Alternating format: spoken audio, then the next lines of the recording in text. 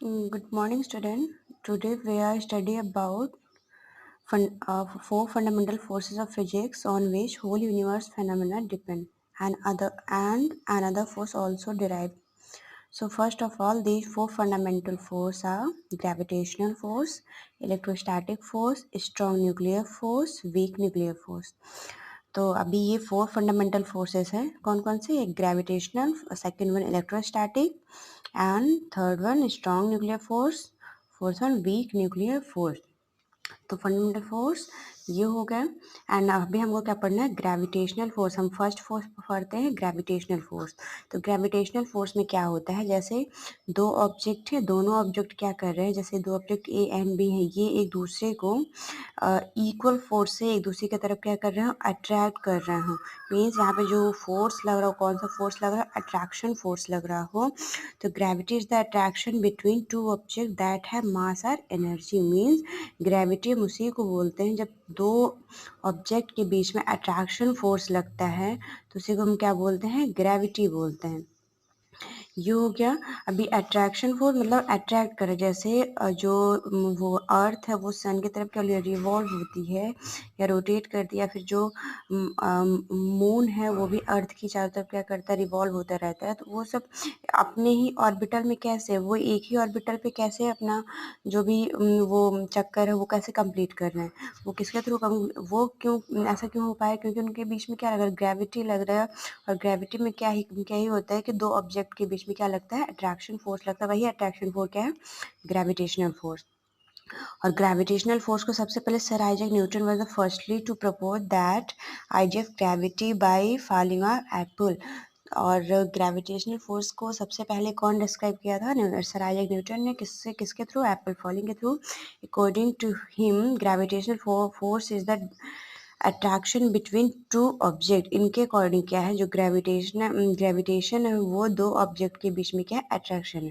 तो अभी यहाँ पे हमको थोड़ा सा ऊपर ऊपर का नॉलेज लेना फर्स्ट अपना, फिर जब हम आगे चलेंगे तो एक हमारे चैप्टर है इस पे, तो वहाँ पे हम पूरे इसके लॉज या ग्रेविटेशनल लॉ और इसके डेरिवेशन, तो ये सब हम देखेंगे। यहाँ पे बस मैंने थोड़ा सा डेराइव कर दिया है।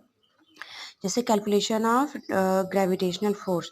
अब इसमें क्या होगा, जैसे यहाँ पे मैंने दो ऑब्जेक्ट लिए, इसमें F1 F2 डाले। F1 F2 इसलिए डाला, इसमें फोर्स तो इक्वल ही लग रहे हैं, बस इसलिए कि यहाँ ये F1 ऑब्जेक्ट फर्स्ट का, F2 ऑब्जेक्ट सेकेंड का है। एंड इसका मास M1, इसका मास M2, इन दोनों के बीच में जो डिस्टेंस वो कितना है, R है।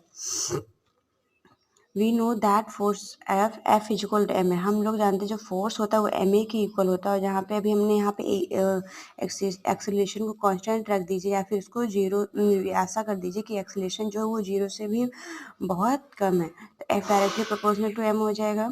एंड अगर F directly proportional F1 F2 जो भी वहाँ पे रखा था वो भी डायरेक्टली प्रोपोर्शनल M1 M2 हो जाएगा।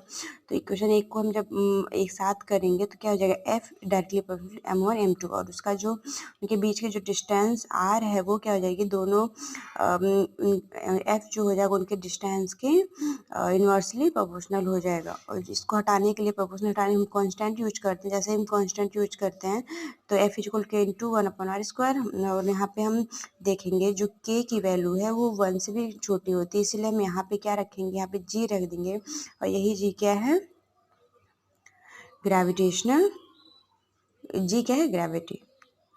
By gravitational, all the planets, star, galaxies, and even light are brought toward one another. Means ये gravity या gravitational force ऐसा है जिससे सारी चीज़ एक दूसरे एक तरह के एक तरफ क्या होती हैं, खिंचती रहती हैं, रिवॉल्व होती रहती हैं, या फिर उनके बीच में क्या लगने लगता है, अट्रैक्शन फोर्स लगने लगता है। जैसे आप अपने हाथ या दोनों हाथ को मिला के एक दूसरे की तरफ आप खूब अच्छे से खींचिए, उसमें क्या होता है, जो इक्वल फोर्स से खींच रहे होते हैं, तो जो हाथ का जो पोजीशन होता है वो चेंज नहीं होता है। तो वहाँ पे वो टाइप ऑफ अट्रैक्शन फोर्स है, तो इसको आप क्या बोलते हैं, ग्रेविटेशनल फोर्स। और बाद में इन्होंने बोला था कि अट्रैक्शन है, लेकिन जब अल्बर्ट आइंस्टीन आए बाद में इन्होंने थोड़ा सा इसको डिस्क्राइब किया।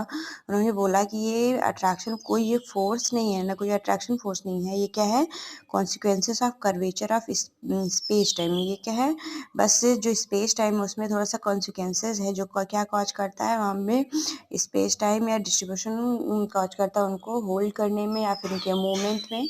तो सर न्यूटन के अकॉर्डिंग ये कोई फोर्स नहीं है, बट सर आइजैक न्यूटन के अकॉर्डिंग ये टाइप ऑफ अट्रैक्शन फोर्स है। तो ग्रेविटेशनल फोर्स में क्या होता है कि दो ऑब्जेक्ट के बीच में अट्रैक्शन फोर्स लगता है।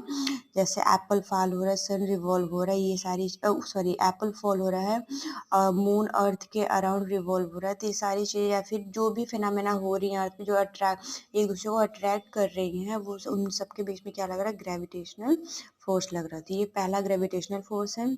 Second one electromagnetic force. Electromagnetic force हम कल देखेंगे। इसमें क्या होता है कि जैसे ग्रेविटेशनल में अट्रैक्शन फोर्स होता है और इसमें जो क्या बोलते हैं उसको, हाँ, इक्वल सिंबल्स होते हैं, लाइक प्लस प्लस एक दूसरे को रिपल करते हैं। मीन्स अगर इक्वल ऑब्जेक्ट सामने आ जा रहे हैं तो एक दूसरे को रिपल कर देंगे।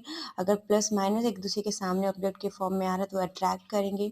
ऐसे स्ट्रॉन्ग न्यूक्लियर फोर्स मतलब ये ऐसे इसके ऐसे न्यूक्लियाई जो किसी भी ऑब्जेक्ट को स्ट्रांगली अपनी तरफ अट्रैक्ट कर रहा हो और जो अपनी तरफ स्ट्रांगली किसी को अटैक नहीं कर, वीक न्यूक्लियर फोर्स। तो ये सब हम कल एक एक करके पढ़ेंगे। आज क्या क्या है, ग्रेविटेशनल फोर्स। तो इसको आप अच्छे से पढ़ लीजिए। खास करके ये फॉर्मूला क्या है, F G m1 m2 upon R square. G की वैल्यू होती है 6.67 × 10⁻11 मीटर क्यूब के जी -2, यहाँ पे पर के जी स्क्वायर पर सेकेंड स्क्वायर आप लगा सकते हैं।